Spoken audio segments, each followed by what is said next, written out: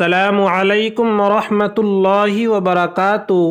اگر چپل الٹی ہو جائے تو اس سے کیا ہوتا ہے؟ کیونکہ بہت سی باتیں گھروں کے اندر مشہور ہیں، اور وہ یہ کہ اگر چپل الٹی ہو جائے تو اس سے حادثات ہوتے ہیں، اس سے گھروں کے اندر جھگڑے ہوتے ہیں، میاں بیوی کے اندر نا اتفاقی ہوتی ہے۔ اس طرح کی بات لوگوں کے اندر مشہور ہے۔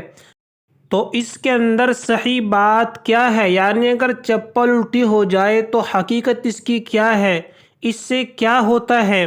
تو دو باتیں وہ ہیں جو علماء نے لکھی ہیں۔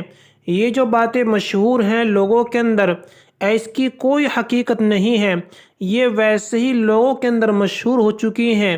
نہ اس سے گھروں کے اندر جھگڑا ہوتا ہے، نہ فساد ہوتا ہے، نہ اتفاقی ہوتی ہے، نہ کوئی حادثات ہوتا ہے۔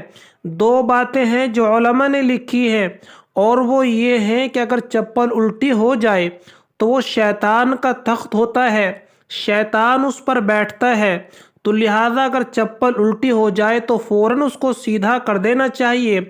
اور اس لیے بھی کہ اس جن چپلوں کو ہم استعمال کرتے ہیں، جن جوتیوں کو چپلوں کو استعمال کرتے ہیں، بعض مرتبہ ان پر گندگی لگی ہوئی ہوتی ہے، ان پر مٹی بھی لگی ہوئی ہوتی ہے۔ تو آپ ان چپلوں کو یعنی الٹی چپلوں کو کسی عزت دار آدمی کی طرف بھی نہیں کر سکتے۔ تو لہذا اگر چپل الٹی ہو جائیں اور ان کا رخ آسمان کی طرف ہو تو ان کو فوراً سیدھا کر دینا چاہیے۔ جس طریقے سے دنیا کے انسانوں کی طرف آپ اس کا رخ نہیں کر سکتے، اسی طرح آسمان کی طرف بھی اس کا رخ نہ کیا جائے، بلکہ اس کو سیدھا کر دینا چاہیے۔